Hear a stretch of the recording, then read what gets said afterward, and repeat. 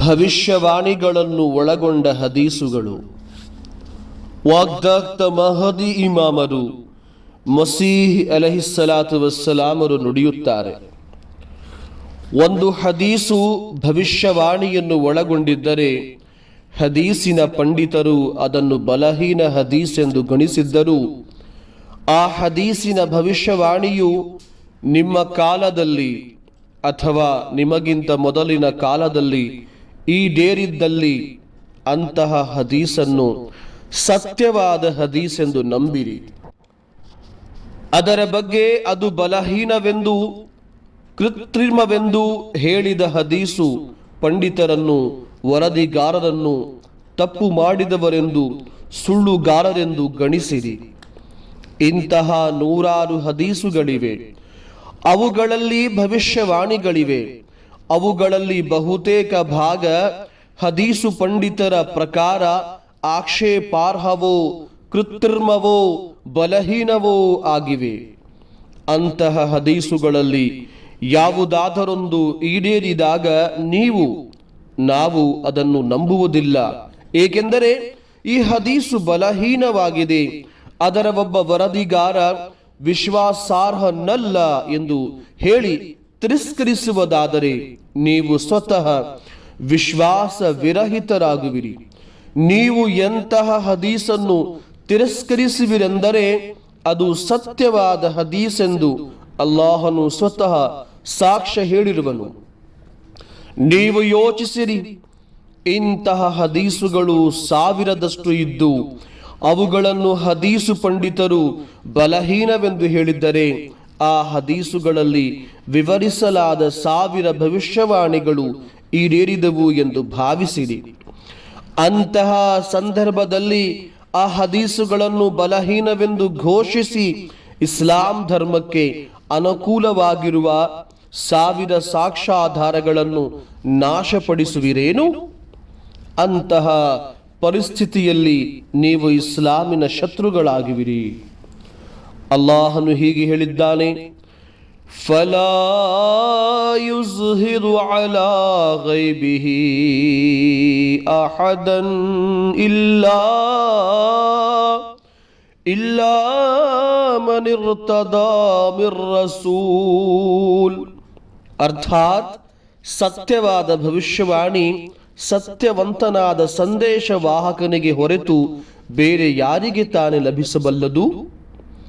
ಸೂರತ್ ಅಲ್ ಜಿನ್ ವಚನ 27-28.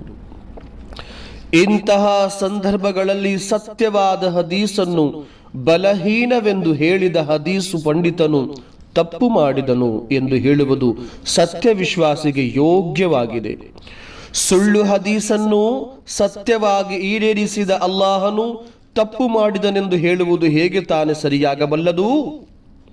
ಒಂದು ಹದೀಸನ್ನು ಬಲಹೀನವೆಂದು ಹದೀಸು ಪಂಡಿತರು ಗಣಿಸಿದ್ದರೂ ಆ ಹದೀಸು ಪವಿತ್ರ ಕುರ್ಆನಿಗೆ ಮತ್ತು ಸುನ್ನತಿಗೆ ಹಾಗೂ ಪವಿತ್ರ ಕುರ್ಆನಿಗೆ ಅನುಕೂಲವಾಗಿರುವ ಹದೀಸುಗಳಿಗೆ ವಿರುದ್ಧವಾಗಿಲ್ಲವಾದರೆ ಅಂತಹ ಹದೀಸನ್ನು ಅನುಸರಿಸಿ ವರ್ತಿಸಿರಿ.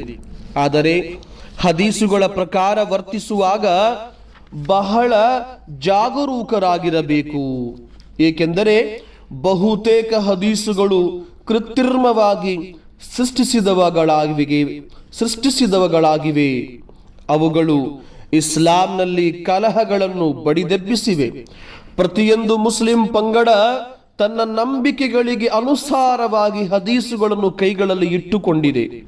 ಪ್ರತಿಯೊಂದು ಪಂಗಡ ಇಸ್ಲಾಮಿನ ತನ್ನ ನಂಬಿಕೆಗಳಿಗೆ ಅನುಸಾರವಾಗಿ ಹದೀಸುಗಳನ್ನು ಕೈಗಳಲ್ಲಿ ಇಟ್ಟುಕೊಂಡಿವೆ.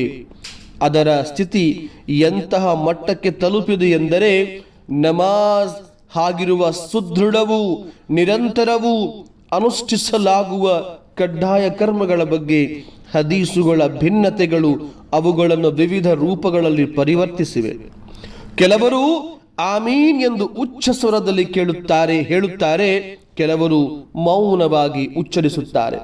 ಕೆಲವರು ಇಮಾಮರ ಹಿಂದೆ ನಿಂತಾಗ ಸೂರತುಲ್ ಫಾತಿಹಾ ಅಲ್ಹಮ್ದುಲಿಲ್ಲಾಹಿ ರಬ್ಬಿಲ್ ಆಲಮೀನ್ ಓದುತ್ತಾರೆ. ಹಾಗೆ ಓದಿದರೆ ನಮಾಜ್ಗೆ ಭಂಗ ಉಂಟಾಗುವುದೆಂದು ಬೇರೆ ಕೆಲವರು ಭಾವಿಸುತ್ತಾರೆ, ಹೇಳುತ್ತಾರೆ. ಕೆಲವರು ಎದೆಯ ಮೇಲೆ ಕೈ ಕಟ್ಟಿ ನಮಾಜ್ ಮಾಡುತ್ತಾರೆ, ಕೆಲವರು ನಾಭಿಯ ಮೇಲೆ ಕೈ ಕಟ್ಟುತ್ತಾರೆ. ಈ ಭಿನ್ನತೆಗಳಿಗೆ ಕಾರಣ ಹದೀಸುಗಳಾಗಿವೆ. ಕುಲ್ಲು ಹಿಜ್ಬಿನ್ ಬಿಮಾ ಲದೈಹಿಂ ಫರಿಹೂನ್. ಅದಕ್ಕಾಗಿ ಪವಿತ್ರ ಕುರ್ಆನ್ ಹೀಗೆ ಹೇಳುತ್ತದೆ, ಅರ್ಥಾತ್ ಎಲ್ಲ ಪಂಗಡಗಳು ತಮ್ಮಲ್ಲಿ ಇರುವುದರ ಬಗ್ಗೆ ಸಂತೋಷ ಭರಿತರಾಗಿದ್ದಾರೆ. ಸೂರತ್ ಅಲ್ ಮುಮಿನೂನ್ ವಚನ 54. ಆದರೆ ಸುನ್ನತ್ ಒಂದೇ ರೀತಿಯನ್ನು ವಿವರಿಸಿದೆ. ಅನಂತರ ಹದೀಸು ವರದಿಗಾರರ ವರದಿಗಳು ಅದರಲ್ಲಿ ಹಸ್ತಕ್ಷೇಪ ಮಾಡಿದವು. ನಮ್ಮ ಉಪದೇಶಗಳು ಭಾಗ 15 ಮುಂದುವರಿಯುವುದು. ಸುಬ್ಹಾನಲ್ಲಾಹಿ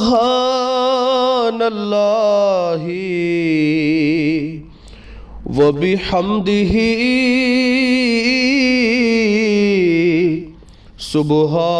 ಸುಬ್ಹಾನಲ್ಲಾಹಿಲ್ ಅಜೀಮ್.